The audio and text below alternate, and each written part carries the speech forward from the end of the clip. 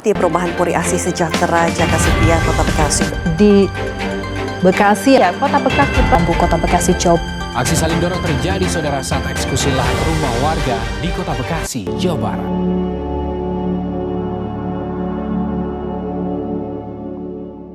Kalau ngomongin soal tanah di Bekasi, kasusnya tuh banyak banget.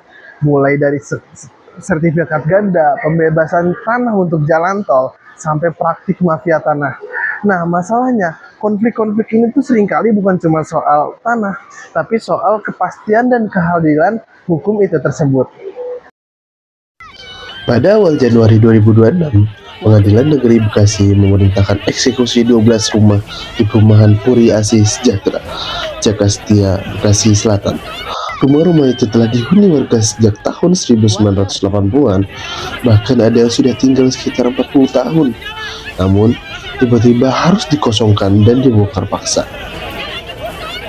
Warga berupaya menolak eksekusi. Aksi saling dorong dengan jurusita dan aparat tak terhindarkan.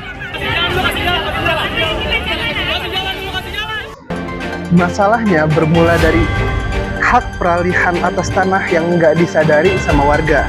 Tanah itu awalnya dikembangkan oleh PT Asih Sejahtera, tetapi karena perusahaan itu bangkrut, lahan dilelang pada 1990-an dan dimenangkan oleh perusahaan lain. Nah, warga hanya punya AJP dan kwitansi, bukan sertifikat hak milik.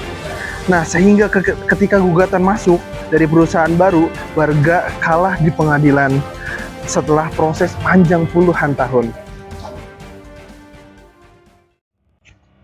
Dalam hukum pertanahan, SHM adalah bukti kepemilikan yang kuat dan memberikan perlindungan hukum kepada pemiliknya.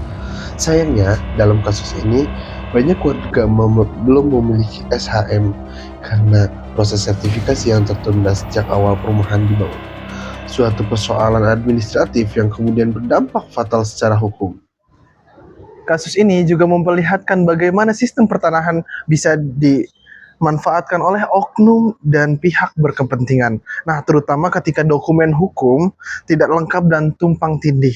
Mafia tanah seringkali memanfaatkan celah ini, seperti sertifikat yang belum terbit atau balik nama.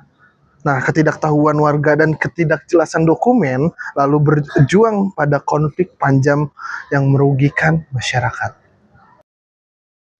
Solusinya bukan hanya pada proses hukum semata, tetapi juga pada transparansi data pertanahan, verifikasi lapangan, dan mediasi lebih awal agar warga tidak langsung kehilangan rumah mereka.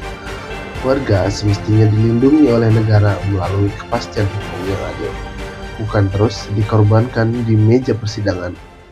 Kasus eksekusi 12 rumah di Bekasi bukan sekedar soal lahan atau bangunan. Ini soal hak hidup, kepastian hukum, dan keadilan. Kalau sistem hukum pertanahan kita lemah, maka warga kecillah yang dirugikan karena tanah bukan sekedar aset, tapi juga ruang hidup.